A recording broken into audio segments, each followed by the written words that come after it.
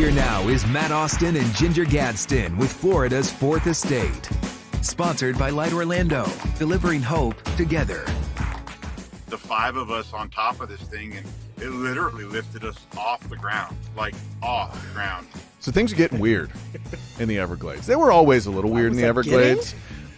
We've already got a record snake, 19 feet this year. And then just recently, we got the second heaviest snake on record found in Big Cypress National Preserve.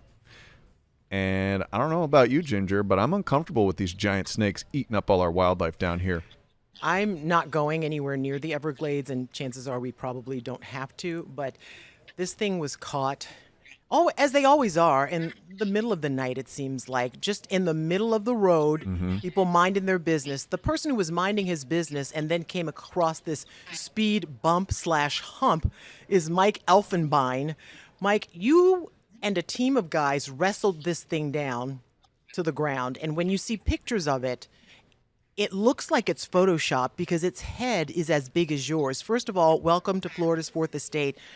How did this all play out? How did you know that this thing was going to be a monster to take down? Hold on a second, Ginger. I mean, head is. What are you trying to say about my head? Wow, Ginger. Listen, And you got a nice head. It's large. Let's zoom in on this noggin here. That snake has a man-sized head is what I'm trying to say. Yeah, no, he did. That snake was actually 23 inches around at the girth, and 17 feet 2 inches in the head was the equivalent of holding on to a football. It was pretty crazy. There was actually, it took five of us. It wasn't just me. There was another group of guys that were there at the same time. They were from Tampa. I think it was actually their first time going python hunting, and they had one guy pulling on the snake and two guys watching, and that didn't really work out so good.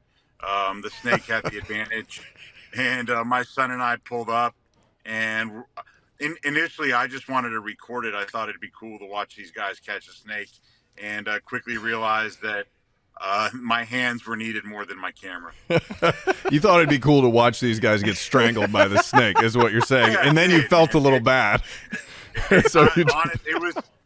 It's fun. It was fun to watch them struggle, but I realized they were losing the struggle, and the reality is that we're losing our wildlife to these animals, and in my mind, there was no good outcome if that snake survived. So. It was more important to kill the snake than it was to video the entertainment. Absolutely, and I'm sure those guys appreciated you jumping in. We started off talking about the head of this thing, not just your giant head as Ginger, not to put words in Ginger's mouth, but this snake's giant head. And I have a close-up picture of this thing that really that's right down the gullet. So look at it. I need somebody to explain to me, and I figure you're the perfect guy. What is happening with this? What is that big giant tube? Is that where the meal goes? What am I looking at? So no, I think that's how they breathe when there's something giant in their mouth. So imagine that snake had the remains of a deer in it, and so that snake has the ability to consume large prey much larger than it. So it unhinges its mouth to be able to wrap it around something larger than it. So that, I think that's what you're looking at there. And then you can't really see that, but just off to the left, you can see where the teeth come out from, and they're not exposed there, and none of us had the nerve to try to pull them out to show you, but they've got these long needle, kind of like a hypodermic needle, and it's got rows of them, and they're pointing backwards so that when the snake bites you and you go to pull it back, you're pulling against the teeth. Mike, next time we're going to need you to take one for the team and give us a shot of his teeth. I'm not doing it, but I'd like you to do it. I'll be honest with you. If I'd known Ginger was going to start by she's never coming down here, I might not have done this over the phone. I might have, the prerequisite might have been that you had to be here for the interview. Oh, my gosh. I like that. We need to camp out, Ginger. We need to do an episode of the podcast where we camp out in the Everglades for an evening. I will sit safely in the Jeep or whatever vehicle we take down and watch you camp out. You could have a big snake body pillow that you just nuzzle up with. Let's get back to Mike now. Mike, you described its head as being the size of a football. And when you're talking about something 215 pounds, it was like you were wrestling a football player. Think of your Travis Kelce, your Tom Brady. You were wrestling like a solid guy because that thing's just all muscle. And you did it in fashion, Florida fashion, with flip flops. Yeah, you know it. That's an important part of the uniform. Nothing good. Nothing good happens in Florida if you're not wearing flip flops. So, Amen, brother. yeah, my son was barefoot. You'll notice, but he's a step ahead of me. Yeah, the head was just it was pretty crazy. But just the power of it. What was the power of that thing? What did it feel like when you're holding on to something like that? So this one only weighed 198 pounds, and I weighed 200 pounds. And, did you just slur that last portion of it? My phone broke up there. I'm sorry. Technical difficulty. It has a hard time with numbers. Yeah. So it was me, my son. He's got to weigh a solid $180, something like that. And the other two guys, they're not giant, but the five of us on top of this thing, and it literally lifted us off the ground, like off the ground. No, wait a minute. Back up. When you say it lifted you off the ground, you got to unpack that a little bit. Like both your flip-flop feet. Flip-flops are off the ground. So you know what? Flip-flops double as skis, right? Especially when you were a size 15. I guess so. Yeah. So my son had it by the tail, and I had it by the head, and we kind of stretched it out. And Carter and Trey and Holden jumped on it in the middle, right, to hold it down. So the five of us had it, and we literally put all of our weight on the snake. We sat on it, and the snake pushed back and lifted us off the ground to the point where we had to rebalance ourselves and regain control. That's Holy cow. terrifying. So hold on, you keep talking about how your son was here. Like, is this the family bonding activity that you guys do down there in the Everglades? What in the world? Did he want to go with you? How did it start where you and your son started bonding over these giant snakes? So that's so actually I wouldn't say it's the snakes we bond over, but it's more about the Everglades. The Everglades are more than just a place. It's a thing. It's alive. It's a being. And we love the Everglades about as much as life itself. I dedicate much of my time to advocating for conservation of the Everglades. And so we hunt and fish in the Everglades. Big Cypress National Preserve specifically was created as a preserve as opposed to a park to provide for those opportunities for hunting, fishing, and recreation. So my family and I spend a lot of time in the Everglades, and that night my son and I came down. I signed up to volunteer for the National Park Service, and our training class was the following morning. So we came down. We were actually on our way to the Camellia Street Grill in Everglades City. We were going to have some shrimp tacos, and we never made it to the shrimp tacos, but we have a story that we can tell forever. My son is a somewhat of a hero at his school, which I'm sure he enjoys. Oh boy! Yeah. I bet the ladies like that.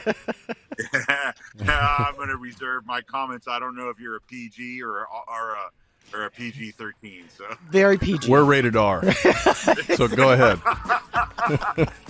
I'll let that one slide. We'll wait for the next opportunity. Stay with us as Mike explains why the battle to pull even more snakes from the Everglades is getting more complicated and what his biggest fear is, being out in the dark with these apex predators. Welcome back to Florida's Fourth Estate. We're sitting down with the man behind this massive catch. We literally put all of our weight on the snake. We sat on it, and the snake pushed back and lifted us off the ground. It's for the second heaviest python ever recorded in Florida. But for Mike, it's not just about the catch. We love the Everglades about as much as life itself. Why he says he's ready to get back out there. I'm actually going to go again tonight. I'm going tonight to go see if I can find another one. I looked last night, I didn't find any. But yeah, so I literally just came back from a week long in Washington, D.C., and it's true what they say about the swamp. So I come to this swamp. It helps me decompress. It helps me get back to a more stable frame of mind. Hmm. And this place is special. This place is the epitome of old Florida. It's very fragile, and we have done a lot to alter her state. And I feel like if we can do simple things like this to give back to the Everglades, to ensure that the wildlife that we're spending so much effort to save actually continues to exist, I'm glad to do it. If it means I lose a couple hours of sleep at night, it's worth its while.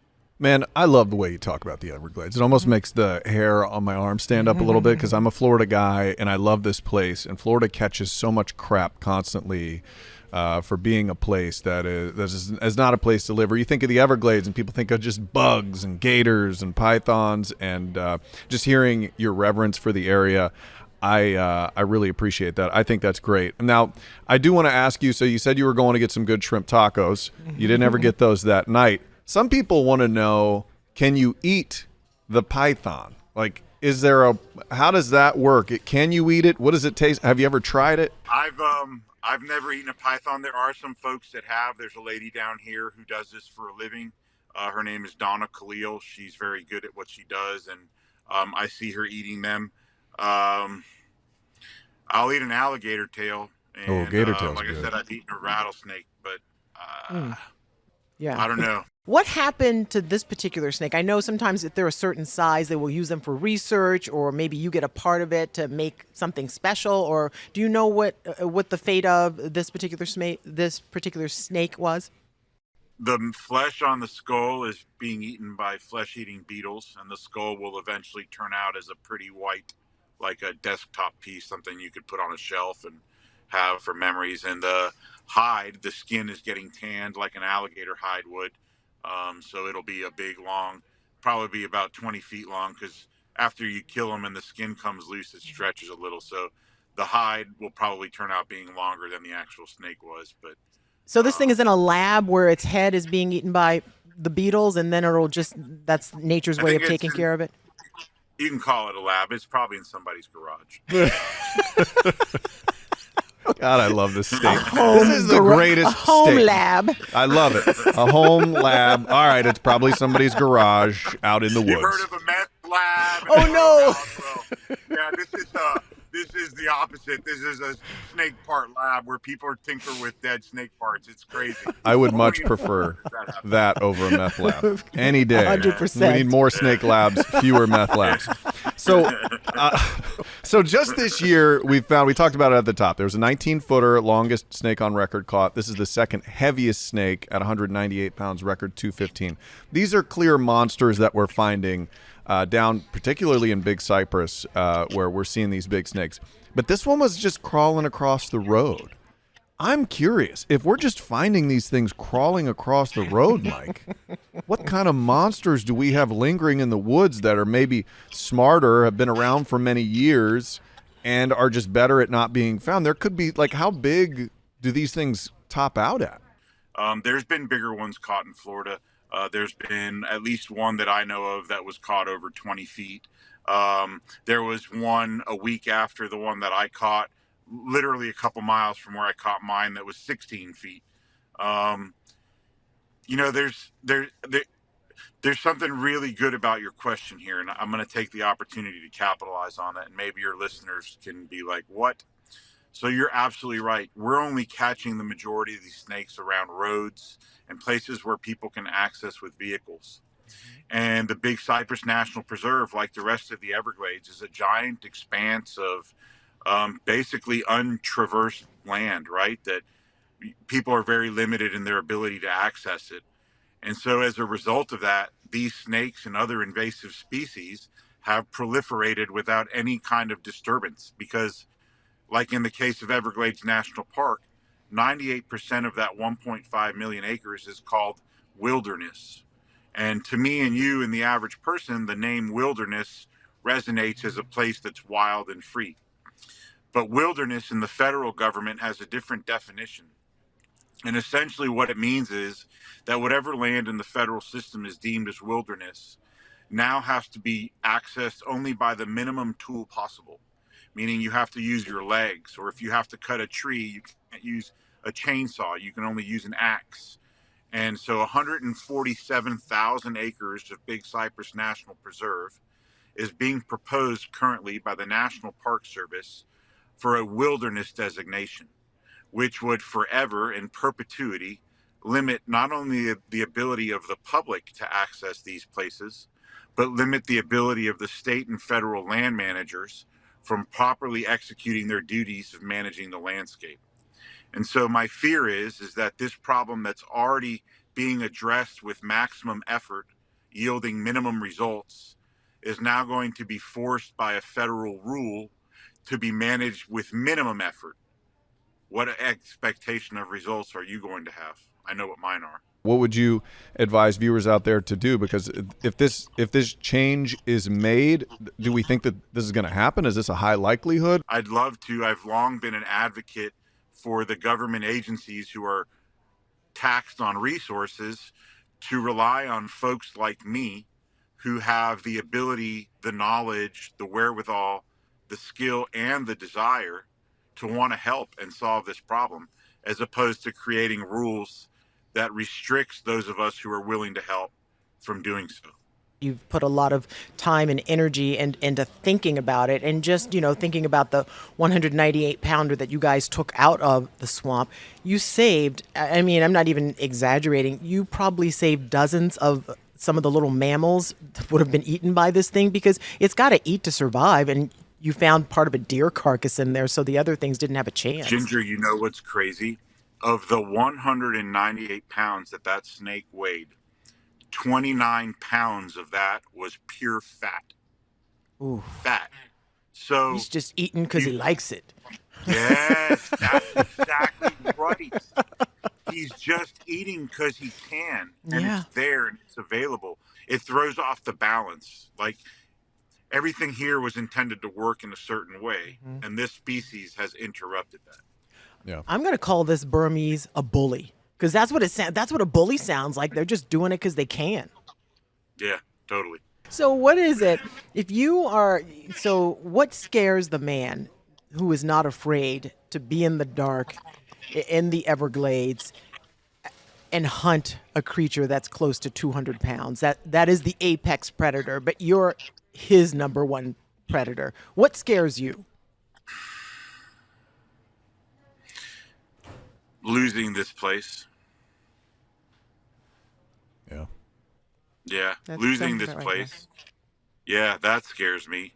Knowing that what I love, isn't here for my children. That scares me. Yeah, that's my motivation, really. That's my guide. There's not anything physical. I mean, I walk through these swamps in the dark. I tell you, if something does scare me, it's the thought that I walk through these swamps in the dark to get to a tree stand in the morning before the sun comes up, to be able to watch the woods come to life, knowing that a snake that big can be standing next to me and I'd never even know it. And how many times have I walked past that and they let me go by because I wasn't the meal they wanted? And when is some little kid going to walk by there? Or how many more deer are going to walk by there? They're finding them up there in Brevard County. Young lady caught one 12 feet about 3 weeks ago, just outside of Fellsmere. I mean, it's not crazy to think that these things will start, as they kill everything in their path down there. They got to move to where they're probably going to evolve a little bit and come up here. It's happening here in Naples. It's happening now in Fort Myers, Cape Coral. We've got them in Charlotte County. They're going up the East Coast to Palm Beach. They're moving. It's a wave. They run out of food and they just keep going. Man, we got to stop talking to you, Good because Lord, now you're a wave of pythons. I don't like that wave. We can't surf on that. Movie Sharknado. This will be Python-nado. Oh my gosh! You need to copyright that now. That is going to be the headline to this video. Python-nado. The wave is coming. That is crazy. Mike, man, thank you so much for talking to us. Get back out there and start catching some more. We've kept you long enough. I will. It's an open invite if you guys want to do a live on the scene Everglades podcast. I'd be glad to host it. Oh, sweet. I think Lord I'll only of go with heaven. you. I'll only go with him. Oh, yeah. He's in flip flops. We've got to do this now. You would do that with us, Mike? I've got a cooler with beer in it, too. Boom. She's going to need lots of it. So that'll be great. Mike, thank you so much. Keep up the good work, man. And thank you for watching Florida's Fourth Estate. You can download it from wherever you listen to podcasts or watch anytime on News 6 Plus.